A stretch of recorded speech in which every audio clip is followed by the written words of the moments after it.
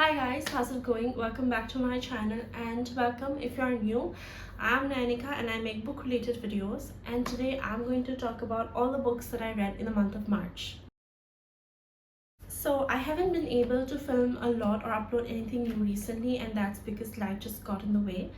That said, I am happy that I did prioritize reading over anything else. So I ended up reading 12 books in March, which is really great. And I'm going to talk all about them today. March is a month when I read every day, pretty much every day. I think I would read either in the morning or at night before I go to sleep, or I would wake up a bit early in the morning just so I could have some quiet time to myself, wherein I could just sit down, sip my tea, and just read and listen to the birds chirping, because it's almost spring here, and so you have your birds chirping away, new trees, all this greenery. It's really great in the mornings. So that's what I've been doing, and that is how I guess I read 12 books, all which were really good. So without further ado, let's dive right in, and you get ready with your cup of tea or coffee or your tumbler of water, which is what I'm doing today. So yeah.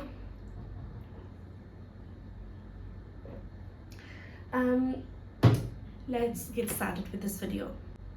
So like I said, I read 12 books in the month of March, which are quite diverse. I actually haven't filmed or made my bullet journal, reading journal updates, so I don't have a lot of statistics, but hopefully that video will be up soon, so you'll be able to see the details of that. So here are all the books that I read in March. I also listened to three audiobooks. So let me go over these books without any particular order. Let's first do a bit with mystery. Yeah, can we do mystery? Okay, let's do mystery. So the first two books that I want to talk about are Agatha Christie books. Both are Hercule Poirot books. We have Halloween Party and Peril at N House. Now, I think Agatha Christie is such a classic author, and everybody who loves mystery has already heard of Agatha Christie. My personal Agatha Christie character, who is a favorite, is Hercule Poirot, so I'm trying to read all of his stories one by one, and these two were two of those. These were both books that were gifted to me by my partner, so I'm really happy. Beautiful books. So in Peril House, we basically follow this young girl, I think Nick Buckley, who says that she's recently had all of these different brushes with that near-death experiences, all of them. It's like she's escaped just by the nick of time. And so Hercule Poirot believes that this is not, nobody can be this lucky, and somebody is trying to kill this girl. So we follow this girl. It's really interesting. There's a lot of inheritance talk also in this book, so that's interesting. Then we have Halloween Party. In this book, basically a young girl is found drowned in a tub of water at a Halloween party where they're bobbing for apples. I'm not sure what sort of a game that is. I can only imagine from what I've read, but if that is something that you have in your culture, then do let me know in the comments below. Now, this again is a very interesting story, because you would not expect it to turn out the way it did, from something such as a little girl's murder to the whole issue. This is me trying not to give you any spoilers. So these were really interesting books, and I would definitely recommend. These are very quick, fast paced also, so I just read them and just turn one page after the other, and I think I just read like these two at more or less like over the stretch of 24 hours. So this was really great. I would definitely recommend reading books such as Agatha Christie's when you're in doubt as to what to read, because these are really quick-paced, fast-paced books that will make you just fly through the pages. Then, since we're talking about mystery, there is another book that I want to talk about, and it is Firdaussama by Shandana Minhas. Now, this was a review copy from Penguin, and I am really happy that I gave it a chance. So basically what happens is that we are following four characters in Akbar's, I believe it's Akbar, in Akbar's era. It's his time. It's 16th century India, and we have one warrior, we have one tracker, we have one artist, and we have one scholar. So each story So like there are 4 stories. In each story we have one of these characters as like the main focus, and then the story goes along. However, all of these stories are narrated by Firdaus, who is the scholar and who is recording all their adventures. And it's so interesting. There are so many important themes about women's treatment in those times, about how we perceive it, the hunger for power, religion, colonial influences, and how the West would view India and how we would view India, and as well as, you know, the way India is portrayed in all of its glory and even the nitty-grittiness, because these are not royal people, they are very much regular people, and so they're traveling along the, you know, along villages, along different market squares, and their experiences and how the cities are described. Now, if you have read Rana Safi's works, you might really enjoy it if you like the historical element, and then also like maybe if you like short stories, then this book is for you. I really enjoyed it. I actually flew through this one as well, and it's so interesting. The twists or the essence of each story is just so interesting. The way the stories of the, let's say, the women in the women's quarter of the emperor, the way each has been given a story, it's just so interesting. You would not guess what is coming after, you know, after each page. So a really good book, would definitely recommend. Then let's see what else we can do. Let's do one sci-fi. We have Artificial Condition, The Murderbot Diaries Part 2, and this is by Martha Wells. Now I think in February or January I read book 1, which is All Systems Red. It's basically, this is a 7 or 8 book series, you know, that is still ongoing, I believe. And in this we follow this robot who has gained sentience, that is, it can think on its own. It has overridden the government modules, so it can think on its own, it can make its own decisions, but all of that comes with a lot of risks and, you know, what was the word, complications.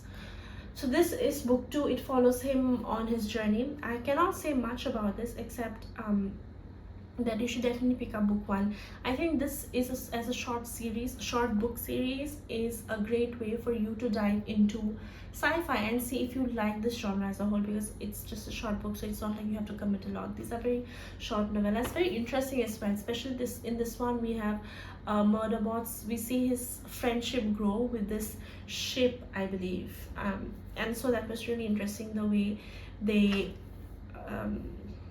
bonded over movies, over, you know, OTT series, all of that, and the way Murderbot is increasingly coming across nice humans. So that's a really good portrayal of hope in this book, and I'm really liking it. I'll definitely pick up book 3 soon, although not in April. I think I'll take a break from this in April, but I definitely plan on continuing this series. Would definitely recommend. Then let's do 2 cozy literature books. So we have these 2 books. First is The Restaurant of Lost Recipes by Hisashi Kashiwai.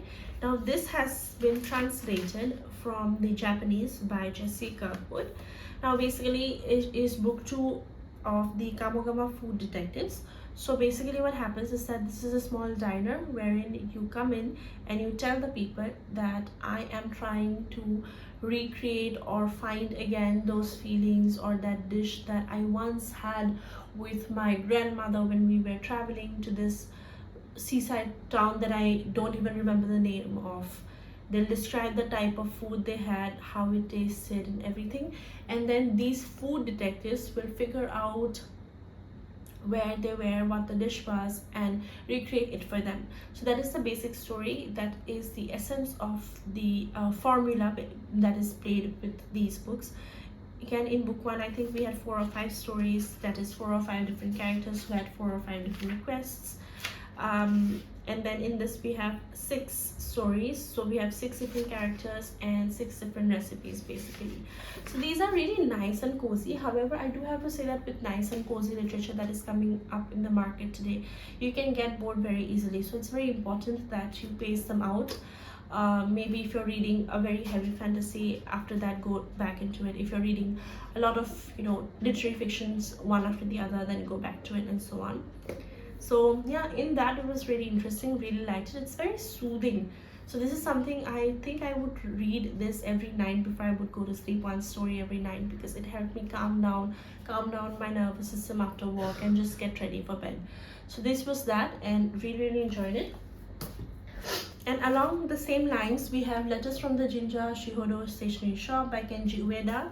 Now this one is also a translated work. It has been translated by Emily Pellistrieri. Another Japanese book that I think was really interesting. This one is quite a different, has a different concept. Now in this book we follow, it has, I don't think I should have said that it has a different concept, because the formula is the same.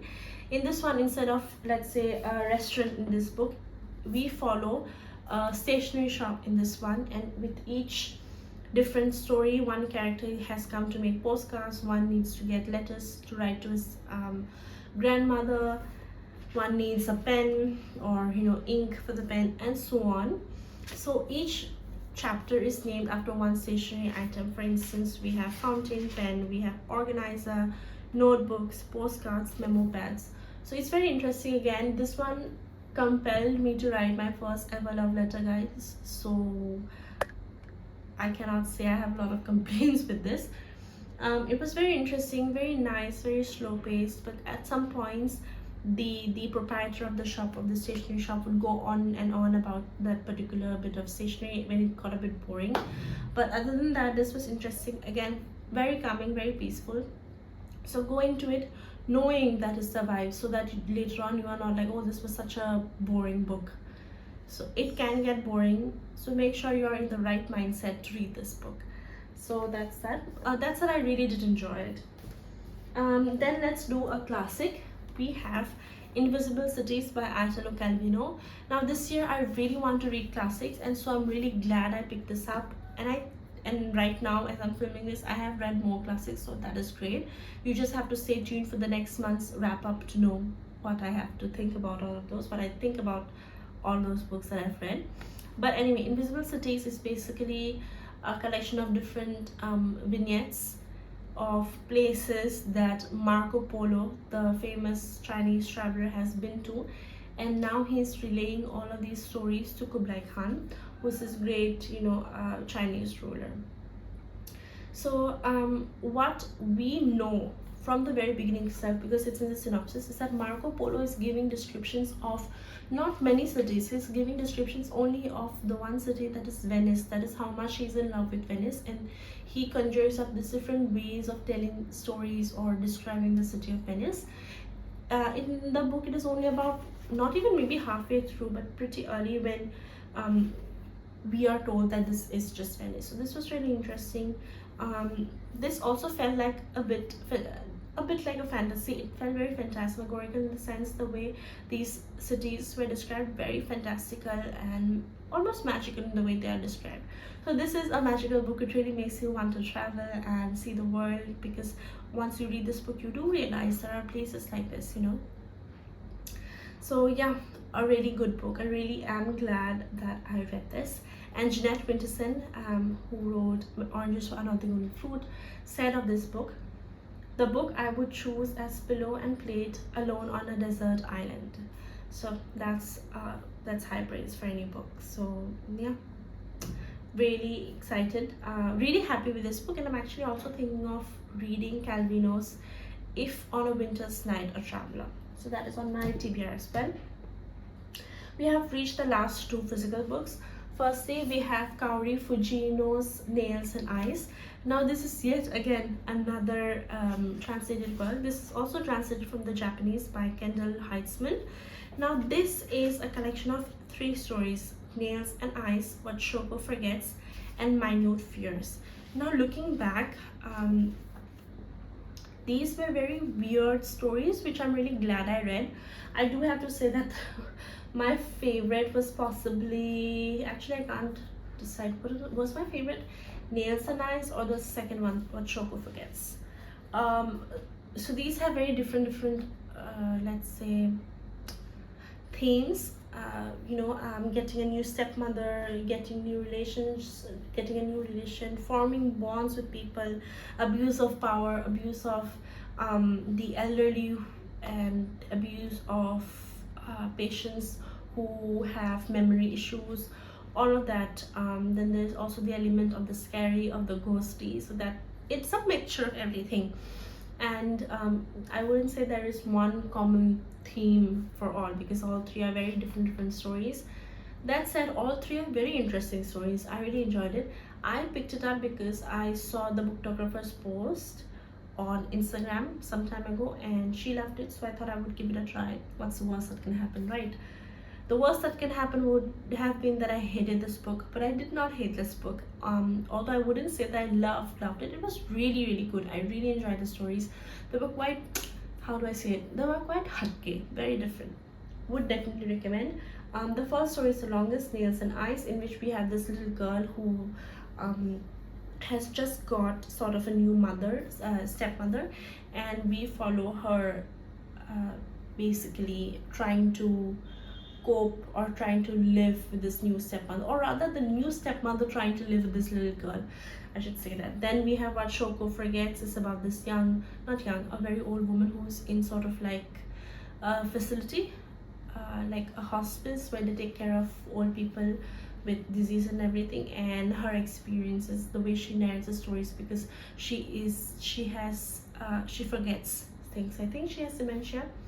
And in the last story, we have this little young boy who is very scared of this urban myth in their little playground that all the kids go to, and his mom who is trying to console him as much as she can. So these three stories were very interesting, quite different. Would definitely recommend you to give them a try. We have reached the last physical book, so without further ado, let's dive right in. I have finally picked and read Rouge, guys. This is Mona Awad's other book, the other being Bunny, I believe, which I really enjoyed. I am really happy that I picked it up. This is a bit thick, so I was very afraid to pick it up, very intimidated for a long time as well to pick it up, but I'm so glad I did. And this is such a stunning social critique on the beauty industry, our growing dependency on multiple products, on 17-step skincare routines, and all of that nonsense. And it made me so very scared of being addicted to having so many skincare, dependent on so much skincare, because after a point I believe that it is unhealthy to do so much mentally, especially. You have become so much independent on becoming your better self, this and that. It's not done. And this is a very dreamy like story, the way it is written. It's about a mother-daughter's relationship, estranged mother-daughter relationship, something about the past that has happened, and we are not clearly told. We have sort of an unreliable narrator who becomes more unreliable as time goes on. We have this beauty cult that is trying to make people better, beautiful, more stunning, all of that. And it's just so interesting the way it is written. I don't know how people come up with such amazing concepts. This is very important, about memory, about your own self, finding your real self versus trying to groom a superficial self based on the media you consume, social media and everything. Wow. I was so scared. I was mentally processing after reading this book, like for a week straight. I couldn't think about anything else. I was just going through and through this book. So even though it's big, it reads very quickly. I read it in 2 or 3 days only. That's how much I liked it. It made me think a lot, and I think this book is very pertinent for today's date and time. So I would definitely recommend you to pick it up, give it a try. So those are all the physical books that I read. I listened to 3 audiobooks, but I will not talk more about them because they were all shit. I read Heart of the Mountain, I also read Protector of the Mountain, and I listened to all of these, and also Soul of the Mountain. I don't know why I keep saying read. I listened to all of these 3 books. Very quick insta love. I'm such a hypocrite, guys. I enjoy reading these stories as palate cleansers. I would die if I read these books every day.